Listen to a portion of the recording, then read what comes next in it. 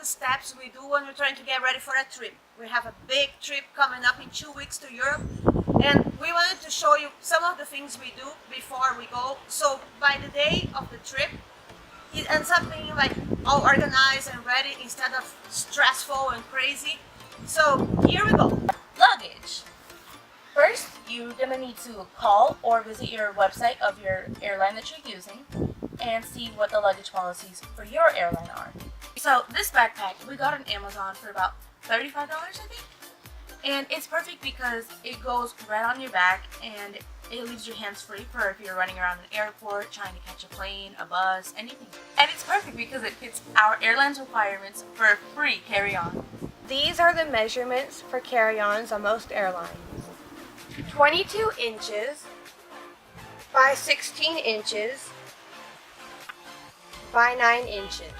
We always take a smaller backpack and leave the big ones at our hotel, so when we go around and we look at the stuff to do, we have something to carry our stuff in. Okay, so when you want to travel to a different country, the first thing you want to think about is like, do I need a visa? Can I get a visa on arrival? Do I not need a visa at all?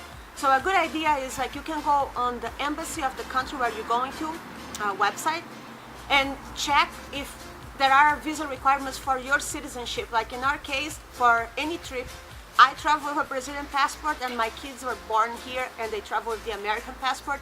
So I always check if me as a Brazilian, do I need a visa, and if there are requirements for Americans in terms of visas. Language, it's another good thing you want to check on. Most of the places we've been to speak English. The people speak at least some level of English. But in case they don't, or if you want to have more chances of like connecting to people or getting around, you can maybe print out some key sentences so you can talk to people, or you can use your iPad or tablet or phone or something to communicate and translate. About the vaccines, there are some countries that require you to take some vaccines before you go because of different reasons. Like when we travel to Thailand, I travel with the Brazilian passport, so I needed to take vaccine for the yellow fever because they believe it is a problem in Brazil, but my kids, being with the American passport, they didn't have to take any vaccine. So I was the only one, even though I lived here in the States, I had to go and take the yellow fever shot in order to be admitted into Thailand. It is really a good idea because if you go through immigration, there are requirements you didn't check and you don't have that, you are going to have a problem with that. The snack bag. It's awesome to bring your own snacks like popcorn or some type of chips or maybe even a little candy, because the prices of the snacks on a plane are ridiculously overpriced. For example, a cup of ramen noodle soup or something will cost $4 to $5. A cookie will cost like $3 for just one chocolate chip cookie or something. And it's just ridiculously overpriced to even pay that much when you're already paying for a flight and wherever you're going. Another thing we like to bring in our snack bag is a foldable or collapsible water bottle, because it just makes it easier after you pass the checkpoint or whatever, because they don't let you bring water. You have to throw it out, so you could just refill this.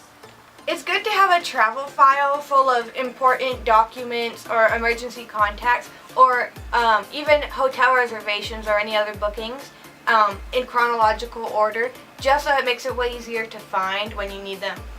It's also a good idea to have copies of your passports and birth certificates, things like that, so if you ever need, you have it handy. We also email all the reservations, the bookings, the flight reservations, and the documents to ourselves, so if we lost this, we can still access through the email. And the other thing is, as a parent, I also carry, because I travel by myself with the kids, I also carry an authorized letter signed by their father authorizing me to travel without his presence or authorization, and my court order that authorizes me to do the same thing, just in case. I know, I'm laughing. The boo-boo box. So this is our boo-boo box, or a Band-Aid bag, and it's full of Band-Aids and antibiotic cream, and alcohol prep pads, and just different things to clean our boo-boos, or just our injuries when we get hurt on our trips or have blisters. It's always good to have some things to help you. The medication bag. I know this is kind of big and I look like a freaking hypochondriac, but this is for 4 people and it's kind of important. Here we have like some prescription medication that we take. We have stomach medication. We have some like creams for reactions on the skin. We have all kinds of different little things. It might look like it's a lot, but we have needed this in the past a lot in different places for different reasons. So I think you should just think about the most common things that could happen to you or your family members, like stomach, headache, skin reactions. The one thing that we don't have here, but we take it when we can, is the mosquito repellent. So not everywhere you go there is medication available or easy to find. So that's why we try to carry a little bit of each medication, and it has been really, really useful. Currency. Before you go wherever it is you're going to your destination, or wherever whatever country you're going to be in, what you need to do is you need to Google what the currency in your country that you're going to be in is, and what the exchange rate is of the country that you are in, what money you have and the money that you're exchanging for. So when you go and you exchange money in a money exchange booth, that they give you, you're being sure that they give you the right amount.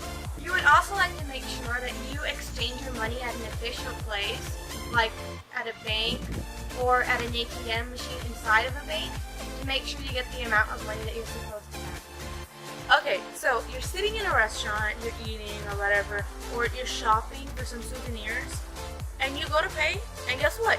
Your credit card doesn't work.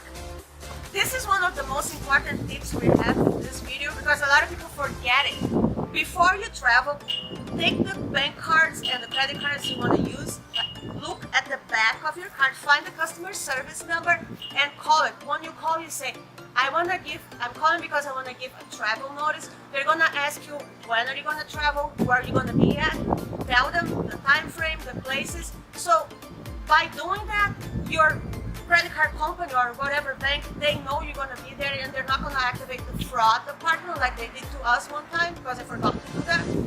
And when you swipe your credit card or use it online, being in a different physical location, it will work. Scams! Excuse me, can you sign this petition, please? I don't know what it says. No, it's to save the rhinos in Africa. Okay, no, it's okay, sign it. Go ahead, thank you so much. No, excuse me, where's the $500 donation? What? It says right here $500. You agreed to pay $500 donation. Excuse me.